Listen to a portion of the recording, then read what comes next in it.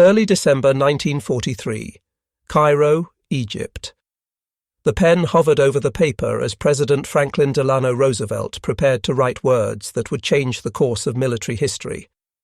His aide, Harry Hopkins, had just returned from a crucial conversation with General George C. Marshall, the man everyone assumed would lead the greatest military operation ever conceived. But Roosevelt could not shake a single thought that had haunted him for weeks. "I cannot sleep at night with him out of Washington."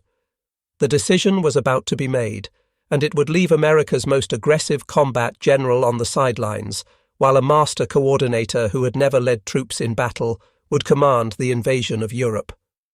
What none of them knew was that this choice would transform both the nature of command and the very definition of military greatness. The mathematics of supreme leadership were being calculated not in battlefield victories, but in organizational mastery that would prove more decisive than any single general's tactical prowess. The question had been building toward this moment since May 1943, when the Tunisian campaign ended with the surrender of approximately 267,000 Axis soldiers in North Africa.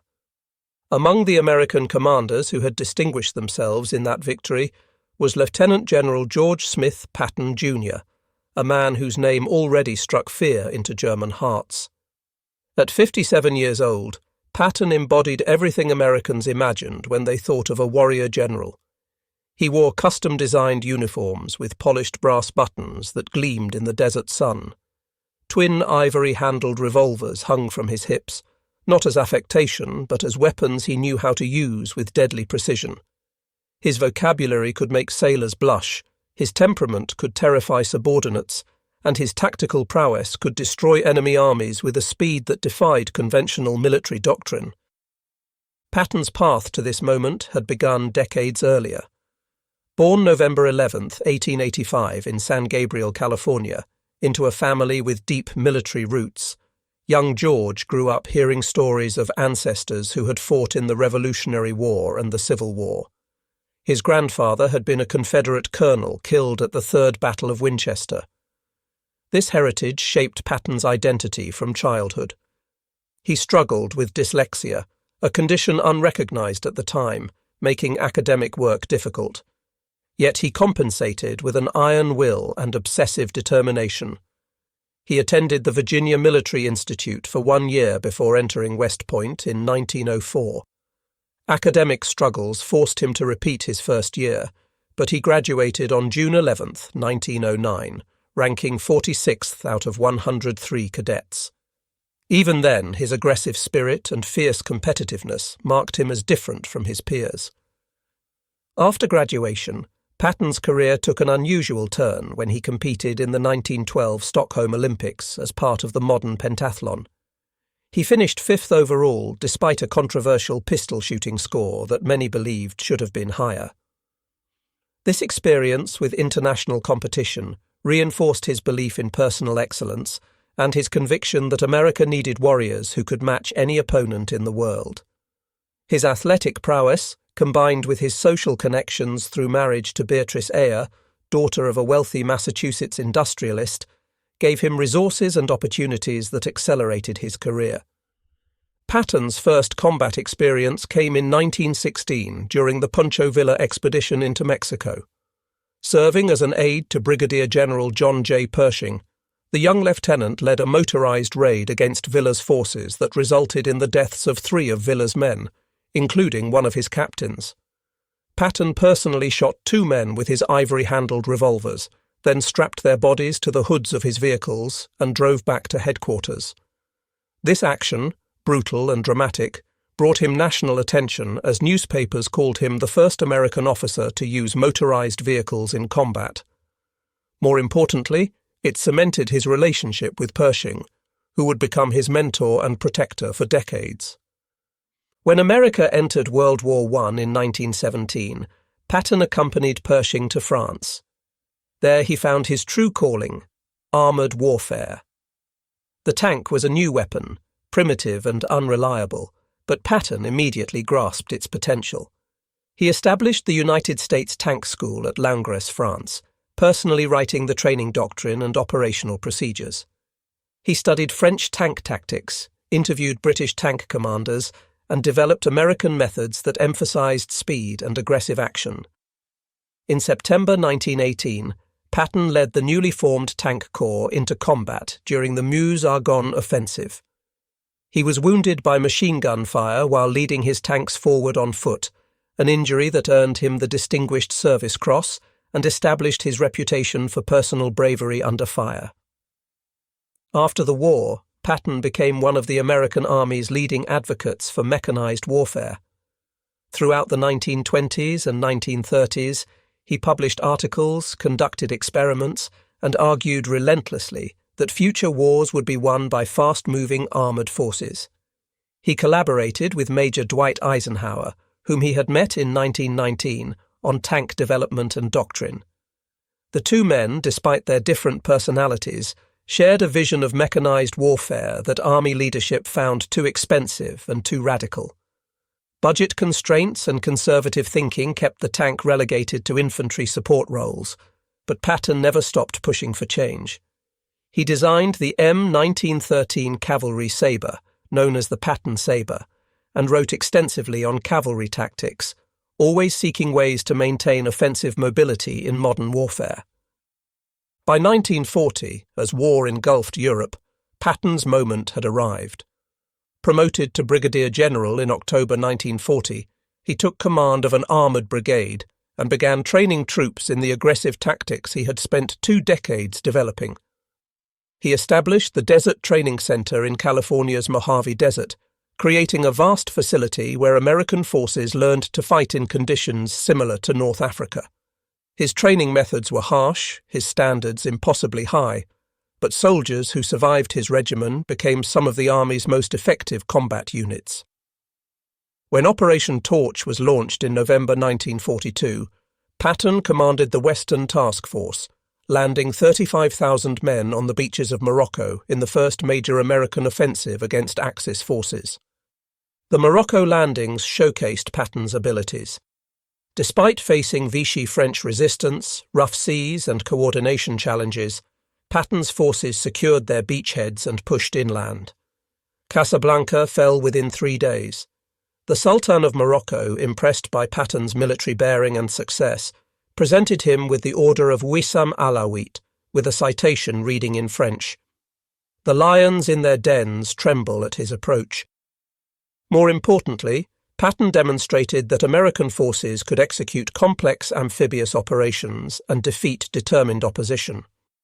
This success earned him promotion to lieutenant general and greater responsibilities in the North African campaign. When American forces suffered their first major defeat at Kasserine Pass in February 1943, it was Patton who received the call to restore order and morale. The battle had been a disaster. German forces under Field Marshal Erwin Rommel had smashed through American lines, inflicting over 6,000 casualties and destroying or capturing substantial equipment. Major General Lloyd Fredendall, the Second Corps commander, had proven inadequate for the task. On March 6, 1943, Patton replaced him and immediately began transforming the demoralized corps. He instituted strict uniform regulations, demanding that every soldier wear a helmet and complete uniform at all times, even far behind the lines. He established rigorous schedules and inspections. He moved constantly through his units, talking to soldiers, examining equipment, checking positions. He demanded aggressive patrolling and offensive action even when on the defensive. Within days, the change was visible. Soldiers stood straighter, responded crisper, fought harder. Patton brought Major General Omar Bradley as his deputy commander, recognizing Bradley's steady competence as the perfect complement to his own flamboyant aggression. Together they rebuilt Second Corps into an effective fighting force. When American forces next engaged the Germans at El Guetar in late March 1943, they held their ground and counterattacked successfully. Patton had proven that American soldiers could match German veterans if properly trained, disciplined, and led. This success validated his methods and established him as one of America's most effective combat commanders. The Sicily campaign in July 1943 further enhanced Patton's reputation, while simultaneously creating the crisis that would alter his future. Operation Husky, the invasion of Sicily, saw Patton commanding the 7th Army with 90,000 men landing on the island's southern beaches on July 10, 1943. His mission was ostensibly to protect the left flank of British General Bernard Montgomery's 8th Army as it drove north toward Messina. But Patton had no intention of playing second fiddle to the British. When Montgomery's forces bogged down in heavy fighting near Catania, Patton saw his opportunity. Patton launched a lightning campaign westward across Sicily, capturing Palermo on July 22nd in a rapid advance that stunned friend and foe alike. Then he turned his army eastward, racing along Sicily's northern coast toward Messina in direct competition with Montgomery. The race became personal, with both generals driving their forces hard to reach the strategic port first. Patton won, arriving in Messina on August 17, 1943, beating Montgomery by several hours. The victory was militarily questionable, as many argued Patton had chased glory instead of trapping German forces, but it established his reputation as a bold, aggressive commander who achieved objectives others thought impossible. Sicily fell in 38 days, with Allied casualties totaling approximately 24,850. The campaign knocked Italy out of the war and opened the Mediterranean for Allied shipping. But amid this triumph came the incidents that would overshadow Patton's military achievements and fundamentally alter his career trajectory. On August 3, 1943, Patton visited the 15th Evacuation Hospital near Nicosia. Walking through the wards, he encountered Private Charles H. Cool, a 26-year-old soldier from Indiana who had been hospitalized for what doctors diagnosed as battle fatigue or combat exhaustion. The soldier showed no visible wounds.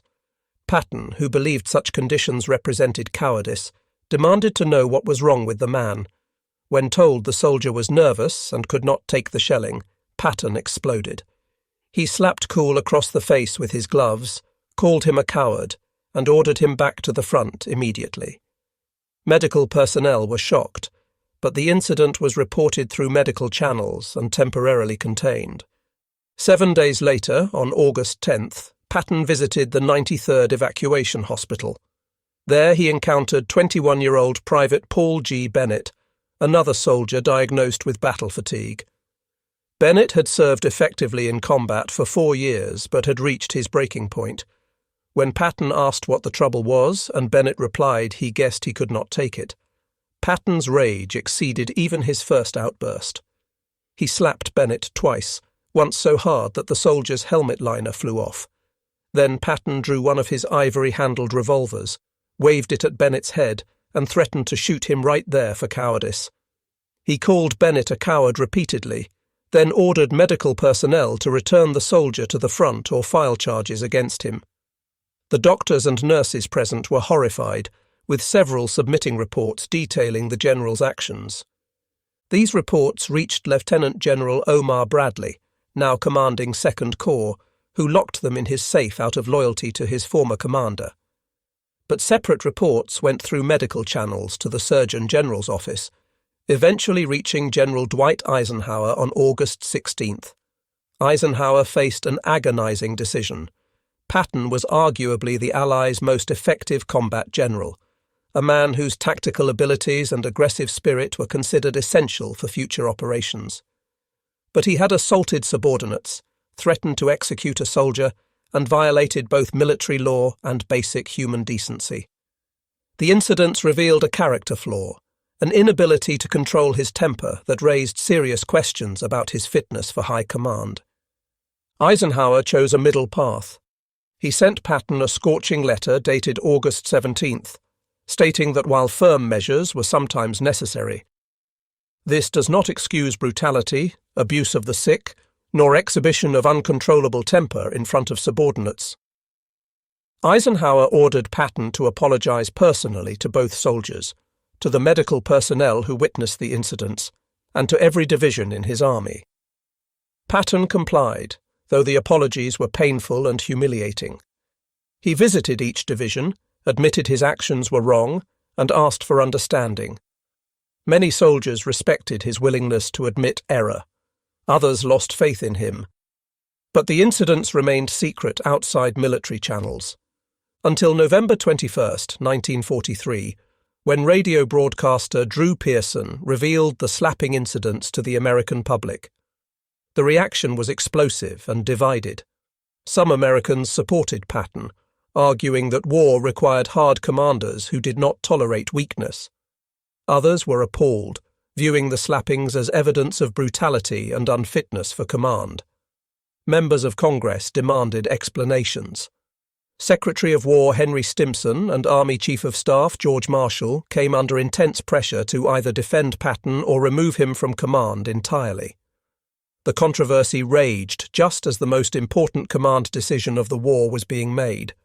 That decision involved not just Patton, but also two other extraordinary military leaders whose careers had taken very different paths. Dwight David Eisenhower had been born on October 14, 1890, in Denison, Texas, into a family of modest means. His father worked as a mechanic at a creamery, and young Dwight grew up in Abilene, Kansas, in circumstances far humbler than Patton's privileged upbringing. Eisenhower attended West Point not from military passion, but because it offered a free college education. He graduated on June 12, 1915, ranking 61st in a class of 164 cadets. That class, later called the class the Stars fell on, would produce 59 generals, but in 1915, Eisenhower seemed an unlikely candidate for greatness. Eisenhower's early career was marked by frustration. When America entered World War I, he desperately wanted combat command, but the Army assigned him to train tank units at Camp Colt in Pennsylvania. He proved exceptionally good at training and organization, establishing an effective tank school that prepared thousands of men for combat. But he never got overseas. The war ended before he could deploy, leaving him feeling he had missed the defining experience of his generation. After the war, he reverted to his permanent rank of captain, then was promoted to major, but advancement seemed glacially slow. In 1919, Eisenhower participated in the Army's transcontinental motor convoy, a 2-month trek across America that demonstrated the terrible condition of American roads. This experience, combined with his tank training, convinced him that future wars would require mobile mechanized forces and good infrastructure. He met Major George Patton that same year at Fort Meade, Maryland, where both men were assigned to tank units. Despite their vastly different personalities and backgrounds, they became friends and collaborators. They spent hours discussing tank tactics, experimenting with equipment, and writing articles advocating for armoured warfare. Their superiors, however, remained committed to traditional doctrine, and both men faced criticism for their radical ideas. Throughout the 1920s and 1930s, Eisenhower's career progressed through a series of staff assignments that showcased his organizational abilities while keeping him far from combat commands. He attended the Command and General Staff School at Fort Leavenworth, graduating first in his class of 275 officers in 1926. This academic success brought him to the attention of senior officers who valued staff work and strategic thinking. He served as a speechwriter and aide to General John J. Pershing, helping the aging general write his memoirs. He worked under Brigadier General Fox Connor in Panama, where Connor became his mentor and shaped his understanding of coalition warfare and military history. Connor told Eisenhower that another world war was inevitable, and that when it came, America would fight as part of an alliance, probably alongside Britain and France. In 1933, Eisenhower became an aide to General Douglas MacArthur, then Army Chief of Staff. The relationship was difficult. MacArthur was imperious, brilliant, and convinced of his own genius. Eisenhower, more modest and practical, often found himself smoothing over conflicts MacArthur created with Congress and the Roosevelt administration. When MacArthur went to the Philippines in 1935 to build that nation's defense forces, Eisenhower accompanied him as his assistant. The 6 years in the Philippines, from 1935 to 1939, were frustrating professionally but educational. Eisenhower learned diplomacy, navigating the complex relationships between American military advisors, Filipino politicians, and MacArthur's enormous ego. He learned that military operations required political support, that coalition warfare demanded compromise, and that patience and tact often achieved more than confrontation. When Eisenhower returned to the United States in 1939, war had already begun in Europe. His career accelerated rapidly as the Army desperately needed experienced staff officers to manage expansion and mobilization. He impressed everyone with his organizational abilities, his clear thinking, and his capacity for sustained hard work. In 1941, he participated in large-scale military exercises in Louisiana that showcased the Army's growing mechanized capabilities. His performance caught the attention of General George C. Marshall, the Army Chief of Staff, who was building a network of talented officers to manage the coming war. When Japan attacked Pearl Harbor on December 7, 1941, Marshall summoned Eisenhower to Washington and assigned him to the War Plans Division. Eisenhower's first assignment was to develop a strategy for the Pacific Theater. He worked exhausting hours, often sleeping in his office, producing clear, practical plans that impressed Marshall. In February 1942, Marshall promoted Eisenhower to head the War Plans Division, making him responsible for strategic planning across all theaters. Eisenhower advocated for a Europe-first strategy, arguing that Germany posed the greatest threat and that defeating Hitler must be the Allies' priority. His clarity of thought and his ability to see the big picture while managing countless details made him indispensable to Marshall. In June 1942, Marshall sent Eisenhower to London as Commanding General of the European Theatre of Operations. It was an extraordinary promotion for a man who had never commanded troops in combat, but Marshall recognized that Eisenhower possessed unique skills for coalition warfare. Eisenhower's mission was to establish American forces in Britain, maintain alliance cooperation, and plan for an eventual invasion of France. He proved masterful at working with the British. He established rapport with Winston Churchill, gained the trust of British military leaders, and created an integrated Allied headquarters where American and British officers worked side by side. His diplomatic skills, his willingness to compromise on minor points while maintaining firmness on essentials, and his genuine belief in Allied cooperation made him remarkably effective. When Operation Torch was launched in November 1942, Marshall chose Eisenhower as Supreme Allied Commander, despite his lack of combat experience.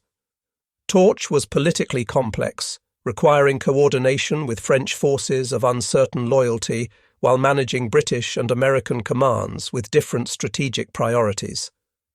Eisenhower handled the political complications brilliantly, negotiating ceasefires with French commanders, managing the volatile situation around Admiral François Darlan, and keeping Allied forces focused on defeating the Germans. The campaign succeeded, and Eisenhower's reputation grew. He had proven he could command a coalition in combat operations, even if he personally never led troops in battle. The third man central to the command decision was George Catlett Marshall, born December 31, 1880, in Uniontown, Pennsylvania. Marshall came from a family with Confederate sympathies, his father having been a businessman in Virginia before moving to Pennsylvania. Young George attended Virginia Military Institute, graduating in 1901 as first captain of the Corps of Cadets. He was commissioned as a second lieutenant in the infantry and spent the next 15 years in various assignments that prepared him for high command without anyone recognizing his exceptional abilities. Marshall's first significant opportunity came in World War I when he served as a staff officer with the 1st Infantry Division in France. He demonstrated extraordinary skills in planning and logistics, particularly in organizing the movement of large forces during complex operations.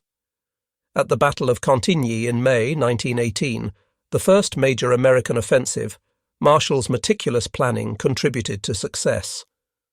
During the Meuse-Argonne offensive, he coordinated the movement of over 600,000 troops and 2,700 guns, one of the largest military movements in history. General John J. Pershing recognized Marshall's abilities and kept him close as operations officer, giving him responsibilities far beyond his rank. After the war, Marshall spent 2 decades in various assignments that built his reputation within the army while remaining unknown to the public. He served as aide to Pershing, taught at the infantry school at Fort Benning, where he trained a generation of future commanders, and worked in various staff positions that showcased his organizational mastery. He impressed everyone with his integrity, his judgment, and his ability to identify talented officers. He kept a small black notebook where he recorded names of promising young officers, a list that would later provide commanders for World War II. Officers like Omar Bradley, Matthew Ridgway, Joseph Stilwell, and Dwight Eisenhower all came to Marshall's attention years before they became famous. In 1939, President Franklin Roosevelt made the extraordinary decision to promote Marshall over dozens of more senior officers and appoint him Army Chief of Staff. Roosevelt had recognized that the coming war would require not just a military commander, but an organizer who could work with Congress, manage a vast expansion of the armed forces, and coordinate with allies. Marshall took office on September 1, 1939, the same day Germany invaded Poland. The timing was providential. America's army at that moment numbered approximately 174,000 men, ranking 17th in the world, smaller than Belgium's army. The forces were poorly equipped, inadequately trained, and organized for a war that no longer existed. Marshall transformed the American military over the next 6 years through a combination of political skill, organizational genius, and iron determination. He cultivated relationships with Congress, testifying frequently and honestly about military needs. He won massive appropriations for expansion, equipment, and training. He established new training centers across the country, created new divisions, and oversaw the induction and training of millions of men. He promoted talented officers rapidly, bypassing seniority when necessary to put the right commanders in the right positions. He coordinated with the Navy despite inter-service rivalries. He managed relationships with difficult Allied leaders, particularly Churchill, whose strategic vision often conflicted with American priorities. Most importantly for the war's outcome, Marshall became the primary advocate for a cross-channel invasion of France. From 1942 onward, he pushed relentlessly for a direct assault on German-occupied France as the fastest route to defeating Hitler. Churchill preferred a peripheral strategy, attacking through North Africa, Sicily, Italy, and the Balkans, what he called the soft underbelly of Europe. Marshall argued this was strategically unsound, diverting resources from the main effort and prolonging the war. He fought battles within the American military, with the Navy demanding more resources for the Pacific. He battled British planners who remembered the slaughter of World War I and feared another Western Front bloodbath. He finally secured Roosevelt's commitment to a cross-channel invasion in 1943, with a target date of May 1944 for the operation codenamed Overlord. Having conceived the operation, advocated for it relentlessly, and finally secured its approval, Marshall seemed the logical choice to command it. He was America's most respected military leader. Churchill called him the organizer of Allied victory. Stalin trusted him. Roosevelt relied on him absolutely. The British would accept him as supreme Allied commander, despite their preference for one of their own commanders. Pershing, now in his 80s, wrote to Roosevelt urging Marshall's appointment. Members of Congress expected it. Military historians assumed it. Marshall himself, however, never campaigned for the position. When asked his preference, he consistently replied that the president must decide what was best for the country, not what was best for George Marshall. Roosevelt faced an agonizing choice. Marshall deserved the command. His strategic vision had shaped Allied strategy. His organizational abilities were unmatched. But Marshall's value in Washington was irreplaceable. He coordinated the global war effort across multiple theaters. He managed relationships with Congress, ensuring continued support and appropriations. He worked with the British chiefs, the Navy, and difficult personalities like Douglas MacArthur, who commanded in the Pacific. He maintained the industrial mobilization that provided weapons and supplies. Admiral Ernest King and Admiral William Leahy, members of the Joint Chiefs of Staff, strongly opposed removing Marshall from Washington, arguing that no other officer could perform his essential functions. The conferences in Cairo and Tehran in November-December 1943 brought the decision to a head. Stalin demanded to know who would command Overlord, suspecting Anglo-American delays and wanting assurance that the invasion would actually happen. Churchill supported Marshall, but privately worried about losing such an effective coalition manager. Roosevelt wrestled with the decision, torn between rewarding Marshall's service and maintaining his irreplaceable contribution in Washington.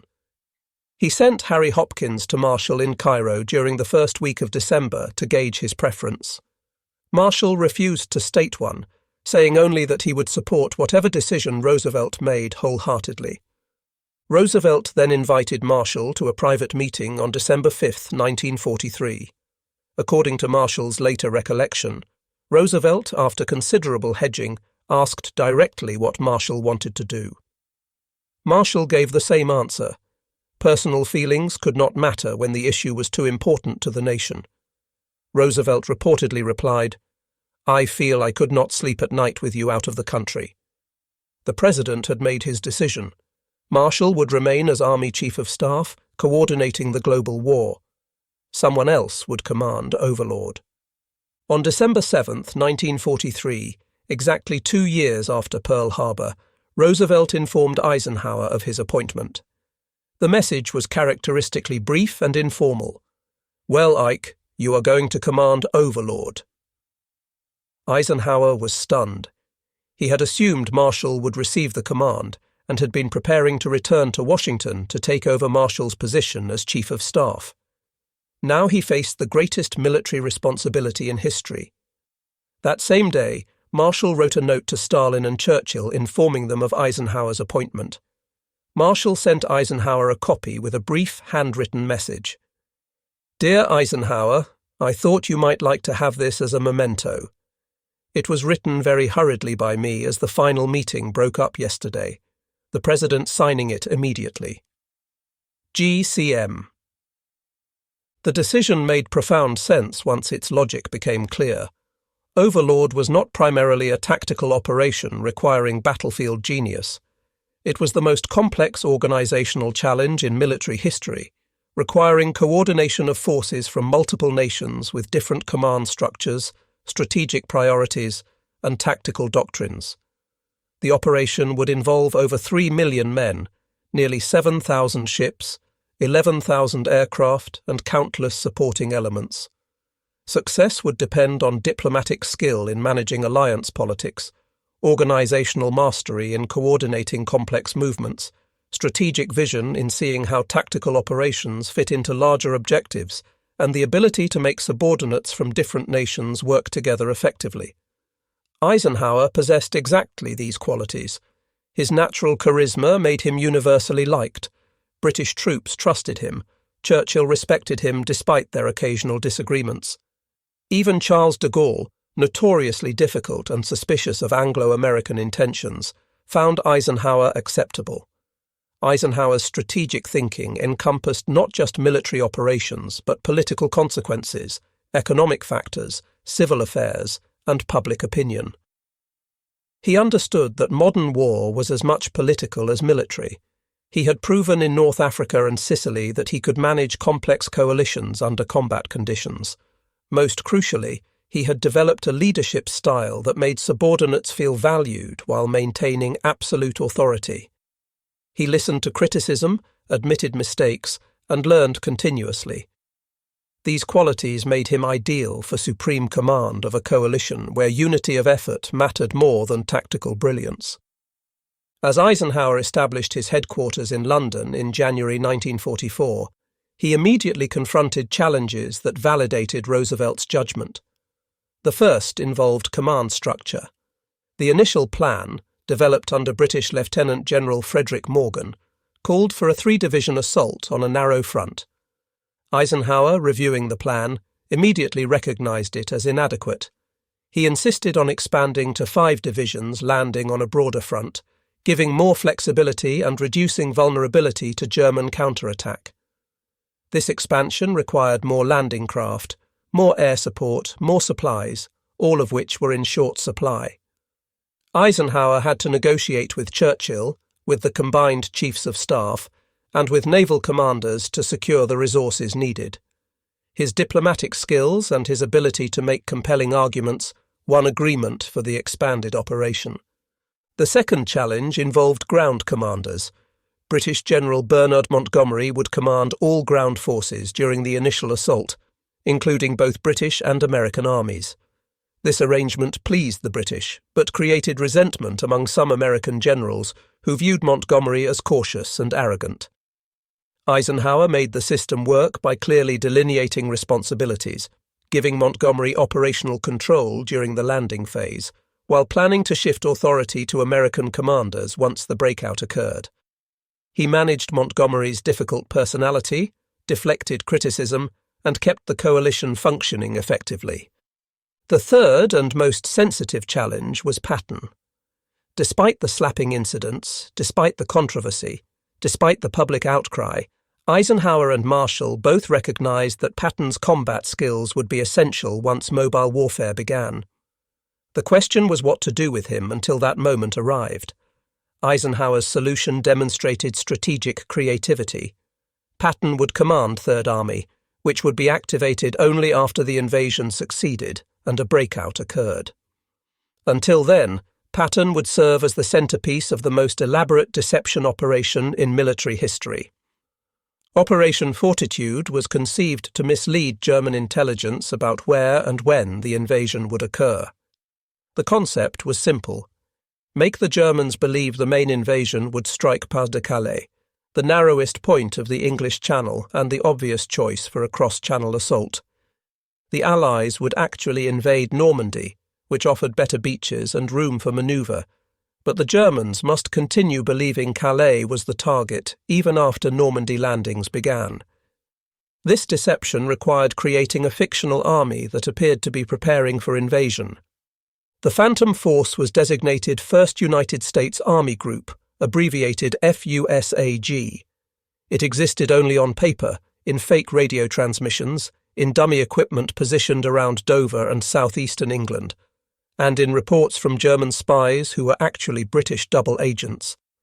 But FUSAG needed a commander whose appointment would seem logical and whose reputation would make the threat credible. There was only one choice. Patton, sidelined by controversy but recognized by Germans as the Allies' most dangerous combat commander, became FUSAG's commander in early 1944. The Germans accepted this completely. Their intelligence services, the Abwehr and the SD, devoted enormous resources to tracking FUSAG. They photographed dummy landing craft built from scaffolding tubes and canvas. They intercepted radio transmissions from mobile units simulating 11 non-existent divisions. They received reports from agents who were actually under British control through the double-cross system. Most convincingly, they saw Patton touring installations, giving speeches, meeting with subordinate commanders.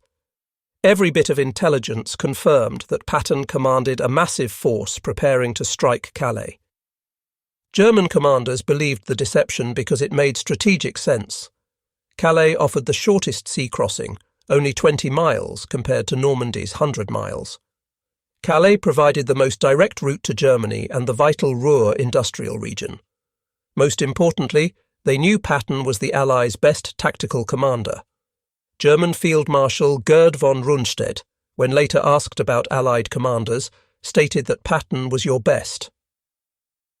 Erwin Rommel had studied Patton's tactics in North Africa. Hitler reportedly called him that crazy cowboy general, a mixture of dismissal and grudging respect. German logic dictated that the Allies would use their best combat commander for the main invasion, not a secondary operation. Therefore, wherever Patton was, the main invasion would come. The deception included one particularly audacious element. General Hans Kramer, who had commanded a panzer division in North Africa before capture in May 1943, was being repatriated due to poor health. Before his departure in May 1944, British intelligence arranged for him to dine with Patton. Throughout the evening, Patton, presented as FUSAG commander, mentioned Calais and invasion preparations. Afterward, Kramer was driven through southern England, passing enormous troop concentrations. Road signs indicated he was in southeastern England near Dover. In reality, he was in southwestern England seeing actual Overlord preparations, but the deception was perfect. When Kramer reached neutral Sweden and reported to German intelligence, he confirmed everything the Germans already believed. Patton commanded a huge force preparing to invade at Calais. While Patton played his role as decoy, Eisenhower worked exhausting days preparing the actual invasion. He moved his operational headquarters to Telegraph Cottage outside London, where he could focus without constant interruptions. He personally visited every division scheduled to participate in the assault, speaking to soldiers, projecting confidence, building trust. By June 1944, he had visited all American, British and Canadian assault units, often spending hours talking with men who would carry out his orders. Soldiers responded to his genuine warmth and obvious concern for their welfare. They saw not a distant commander, but a leader who understood what he was asking them to do. Eisenhower also made the hardest decisions a commander faces. He approved the airborne assault despite predictions of 70% casualties for paratroops dropping behind enemy lines. He understood the risk, but recognized that without airborne forces securing the invasion flanks, the entire operation might fail. He wrestled with weather, as D-Day was originally scheduled for June 5th, but terrible storms forced postponement. His meteorologists predicted a brief improvement on June 6th, followed by more bad weather. If the invasion did not go on the 6th, it would need to wait 2 weeks for proper tides and moon phases, or possibly until July. The delay would compromise security and give Germans more time to strengthen defences. Eisenhower made the call, go on June 6th. He later wrote that it was the loneliest decision of his life. On the evening of June 5th, as troops loaded onto ships and aircraft prepared for takeoff, Eisenhower visited the 101st Airborne Division at their airfield near Newbury. These paratroopers would drop into Normandy hours before dawn, securing bridges and road junctions. Their casualties were expected to be severe. Eisenhower walked among them, talking quietly, joking about fishing, asking about hometowns. A photographer captured an iconic image. Eisenhower speaking with Lieutenant Wallace Strobel, whose face showed the tension all soldiers felt.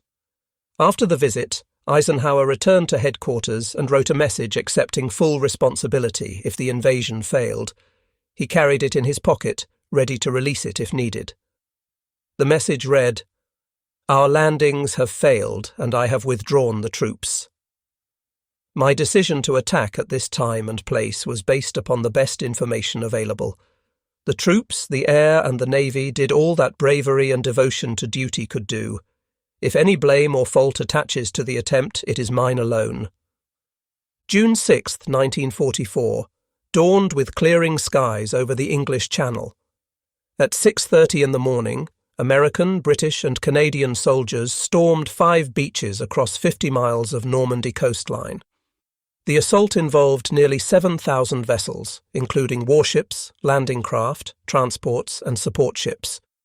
Over 11,000 aircraft provided air support. By day's end, approximately 156,000 Allied soldiers had landed in France. Casualties totaled roughly 10,000, with Omaha Beach accounting for most American losses, where fierce German resistance nearly threw attackers back into the sea. But the invasion succeeded. By midnight, Allied forces held their beachheads. The liberation of Western Europe had begun. Eisenhower's careful planning and diplomatic skills had produced success. The expanded assault front prevented German forces from concentrating against a single point. The airborne drops, despite heavy casualties and scattered deployment, confused German commanders and delayed reinforcements. Naval gunfire provided crucial support to struggling infantry.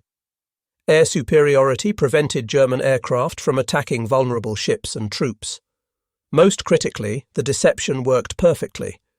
As fighting raged in Normandy, Hitler refused to commit his armoured reserves, convinced the real invasion would still come at Calais. The German 15th Army remained near Calais, waiting for Patton. For 7 weeks after D-Day, substantial German forces stayed at Calais instead of reinforcing Normandy. British double agents, particularly Juan Pujol Garcia, codenamed Garbo, continued sending messages through German intelligence networks describing FUSAG's preparations and explaining why the Calais invasion was delayed.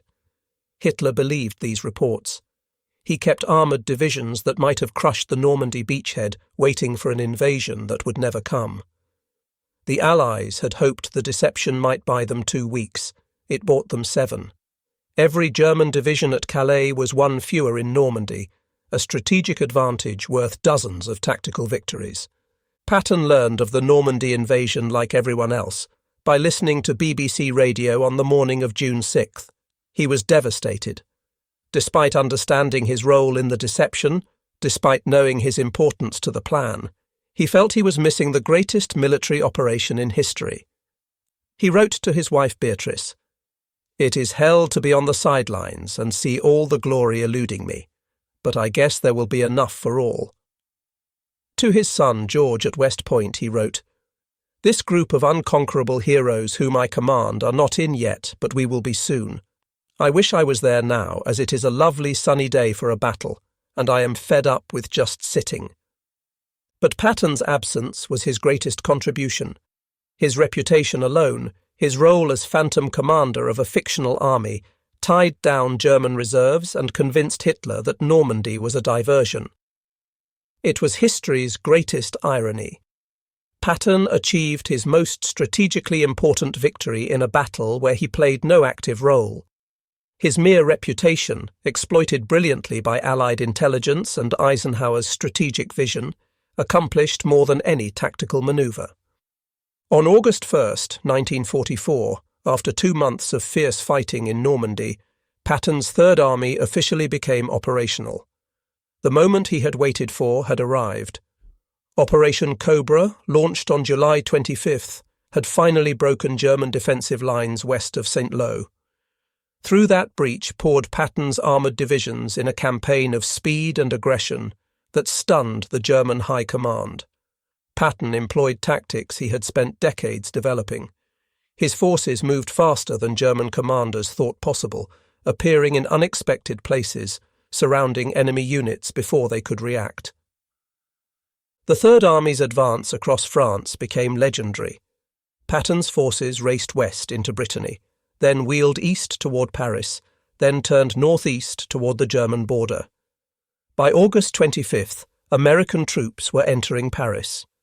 By month's end, Third Army had liberated most of Brittany, closed the Falaise Gap trapping German forces, and captured dozens of towns and thousands of prisoners. Patton's armoured divisions advanced so rapidly that airborne units complained he kept overrunning their planned drop zones. In 30 days, Third Army covered ground that planners had estimated would require 6 months. The advance finally halted at the end of August when supply lines simply could not keep up. Gasoline consumption exceeded delivery capacity by enormous margins. Eisenhower faced a strategic choice. He could concentrate all available fuel and supplies on Patton, letting Third Army drive deep into Germany while other forces marked time. Or he could distribute resources across a broad front, allowing all Allied armies to advance steadily, but preventing any single deep penetration. Eisenhower chose the broad front strategy, believing it safer and more likely to achieve lasting success. Patton was furious, convinced he could have reached Berlin by Christmas if given supplies. The debate over broad front versus narrow thrust would continue for decades, but Eisenhower's decision reflected his strategic responsibility for the entire campaign, not just a single army's success. In December 1944, Eisenhower's strategic judgment was tested when Germany launched its final major offensive. Hitler had secretly assembled forces for a massive attack through the Ardennes forest, gambling everything on a desperate attempt to split Allied armies and recapture the vital port of Antwerp. On December 16th, 3 German armies struck American lines held by thinly stretched forces.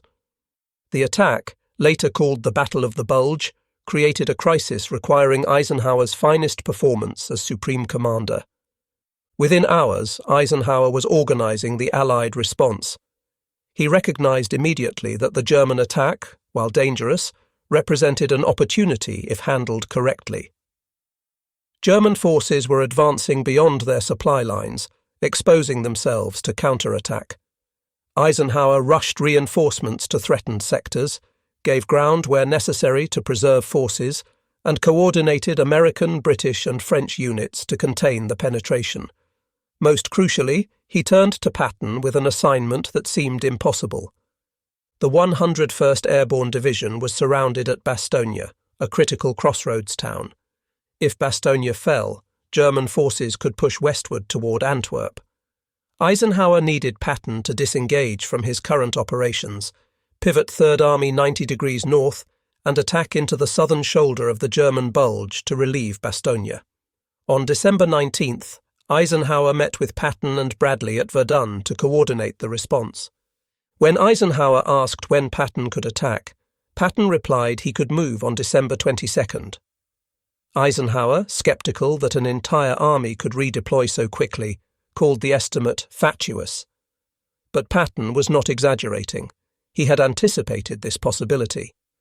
His intelligence officer, Colonel Oscar Koch, had predicted the German offensive through careful analysis of enemy movements. Patton had already directed his staff to prepare contingency plans. When he returned to headquarters in Nancy, he simply called his chief of staff and gave the code word for the operation they had already planned. Third Army executed one of the fastest and most complex manoeuvres in military history. Patton attacked on December 22nd, driving 3 divisions north through blizzards and frozen ground toward Bastogne. Despite terrible weather, despite German resistance, despite supply challenges, Third Army kept moving. On December 26th, elements of the 4th Armoured Division broke through to Bastogne, linking with the surrounded paratroopers. Reinforcements followed. By January's end, Allied forces had pushed German troops back to their start lines. The Bulge had been eliminated. Germany's last gamble had failed. The Battle of the Bulge showcased the perfect combination of Eisenhower's strategic coordination and Patton's tactical execution. Eisenhower organized the entire Allied response, allocated resources, made strategic decisions about where to defend and where to counterattack. Patton provided aggressive tactical leadership, accomplishing what others thought impossible. Together they formed an unbeatable team, each contributing essential elements to victory. By March 1945, Allied forces were crossing the Rhine and driving into Germany. On March 1st, Third Army captured Trier, prompting a famous exchange. When Eisenhower's headquarters sent a message suggesting Patton bypass Trier, because capturing it would require 4 divisions, Patton replied, "Have taken Trier with 2 divisions. Do you want me to give it back?" The message typified Patton's aggressive confidence and his willingness to achieve objectives others considered too difficult. From March through May, Third Army raced across Germany.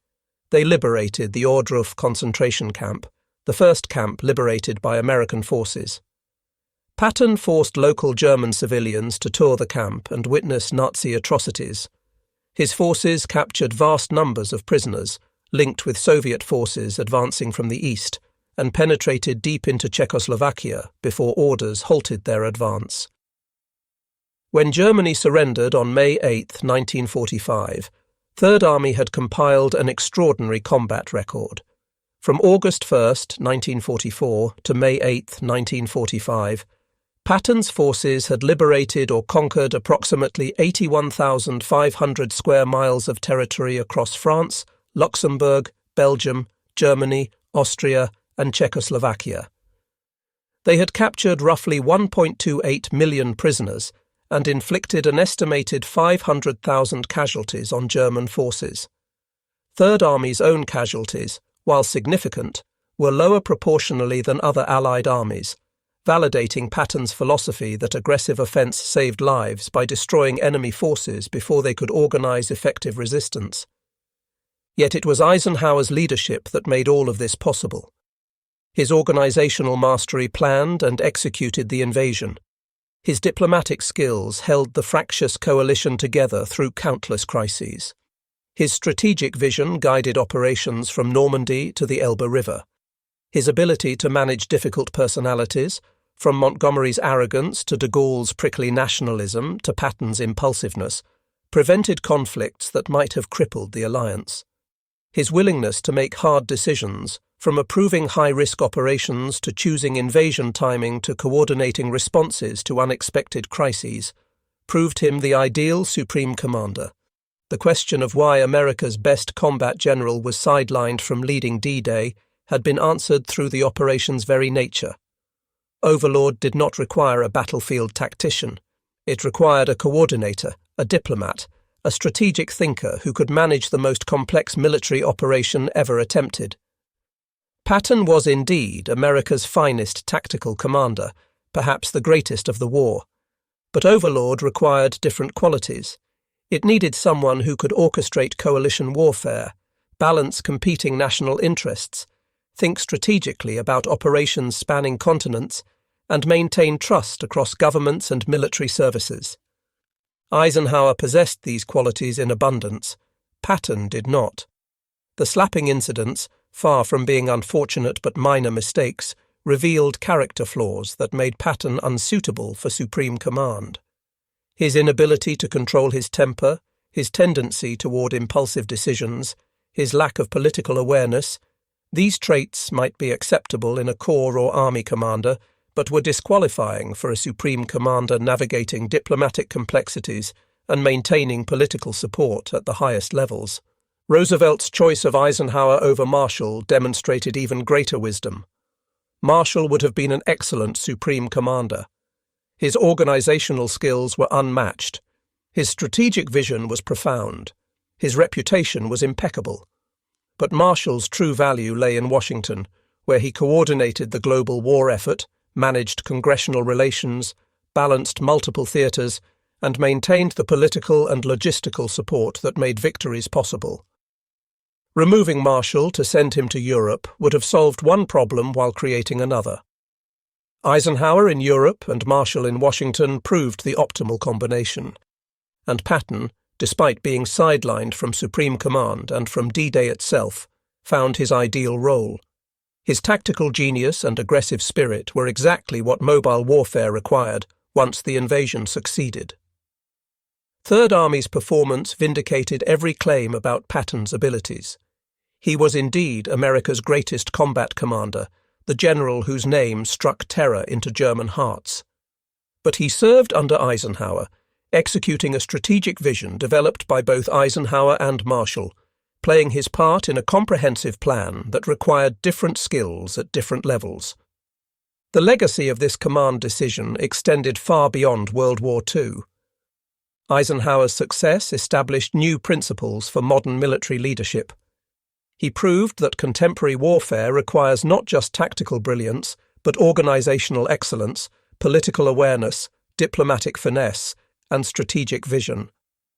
These qualities became standards for senior military leadership in subsequent decades. The American military's emphasis on joint operations, coalition warfare, and strategic thinking over purely tactical prowess can be traced directly to lessons learned from Eisenhower's success.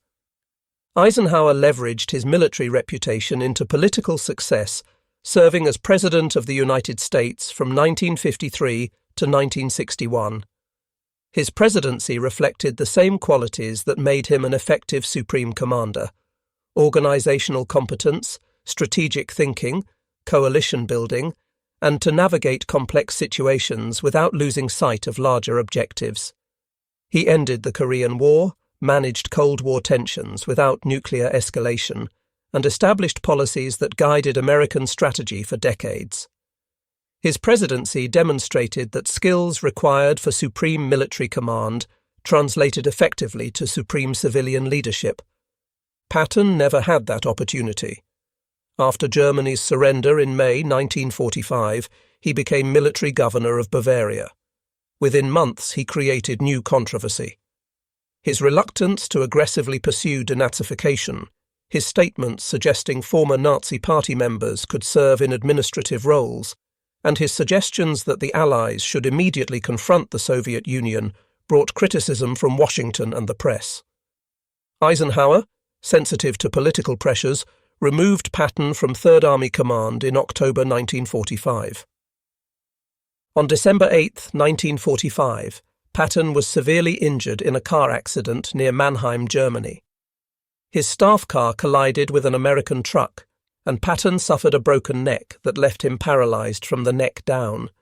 He was taken to Heidelberg Hospital, where doctors could do nothing for his injuries. 12 days later, on December 21, 1945, Patton died from pulmonary edema and congestive heart failure. He was 60 years old. He was buried in the American Military Cemetery in Luxembourg, among the soldiers he had commanded. His grave is marked with a simple white cross identical to those of the men who served under him. Marshall continued in public service after the war, serving in roles of extraordinary responsibility. President Truman appointed him special envoy to China in 1945, attempting to mediate between nationalists and communists. The mission failed, but Marshall gained insights into Asian affairs that shaped American policy. In 1947, Truman appointed Marshall as Secretary of State. In that role, Marshall proposed the European Recovery Program in a speech at Harvard University on June 5, 1947. The program, quickly named the Marshall Plan, provided massive American aid to rebuild Western Europe's devastated economy. Over 4 years, the United States provided over $12 billion in assistance, helping 16 European nations recover from war's destruction. The Marshall Plan prevented economic collapse, created prosperity that undercut communist appeal, and established American leadership in the post-war world. It was arguably as important to winning the peace as Overlord had been to winning the war. Marshall served briefly as Secretary of Defense during the Korean War, then retired in 1951. In 1953, he was awarded the Nobel Peace Prize for the Marshall Plan, becoming the only professional soldier ever to receive that honor. He died on October 16, 1959, at age 78, at Walter Reed Army Medical Center in Washington. He was buried at Arlington National Cemetery with full military honors.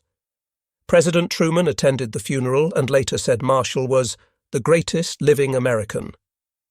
The relationship between these three extraordinary leaders, Eisenhower, Marshall, and Patton, defined Allied victory in World War II. Each contributed essential elements that complemented the others. Marshall provided strategic framework and global coordination from Washington. Eisenhower provided organizational execution and coalition management in Europe. Patton provided tactical excellence and offensive capability at the army level. No single one could have achieved victory alone.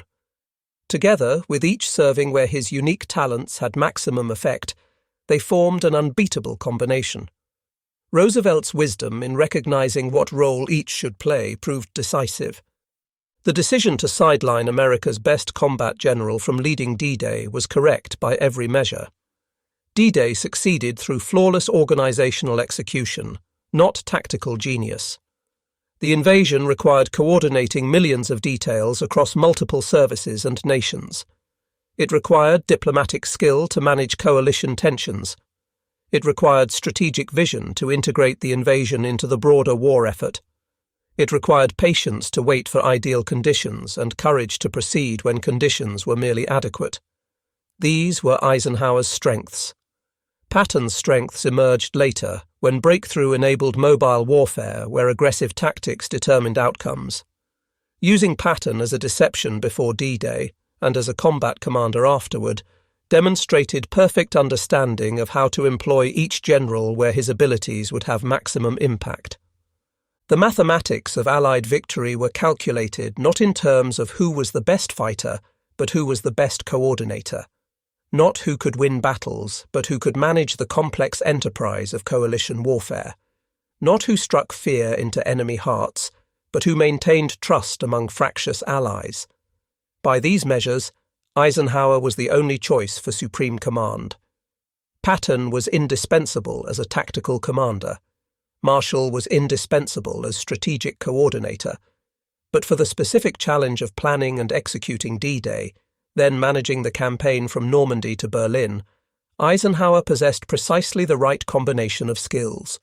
In choosing Eisenhower over both Marshall and Patton, Roosevelt demonstrated strategic thinking that characterized his wartime leadership. He understood that military organizations, like all complex human enterprises, require different capabilities at different levels. Qualities making an outstanding company commander differ from those needed at division level. Qualities making an excellent corps commander differ from those required at army level. And qualities needed for supreme command are different still. Roosevelt recognized that Overlord required supreme organizational and diplomatic capabilities more than supreme tactical abilities. He chose accordingly. The result was the liberation of Western Europe and the defeat of Nazi Germany. On June 6, 1944, when Allied soldiers stormed Normandy beaches, they did so under a command structure that perfectly matched capabilities to requirements. Eisenhower's organizational excellence had planned every detail. His diplomatic skills had maintained coalition unity. His strategic vision had identified the right approach. Marshall's support from Washington had provided resources and political backing. Patton, serving as a deception in England, had tied down German reserves through reputation alone. When Patton finally entered combat 2 months later, his tactical excellence exploited opportunities Eisenhower's planning had created. The greatest military operation in history succeeded because Roosevelt made the right command decision. America's best combat general was sidelined from D-Day not through any failing, but because the operation required different excellence. In choosing Eisenhower over Patton for supreme command, Roosevelt recognized that winning modern wars requires matching appropriate skills to specific challenges.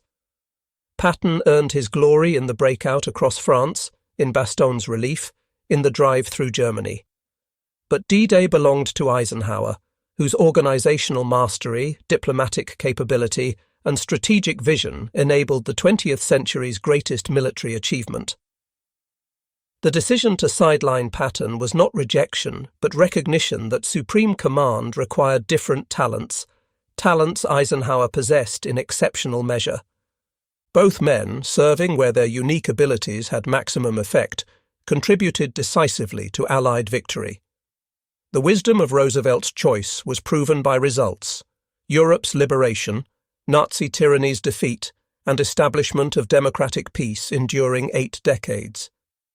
That legacy stands as testament to the principle that great leadership requires not just courage and tactical skill, but wisdom to place the right person in the right role at the right time. Roosevelt possessed that wisdom. His decision to sideline Patton from leading D-Day while giving supreme command to Eisenhower changed military history and shaped the modern world.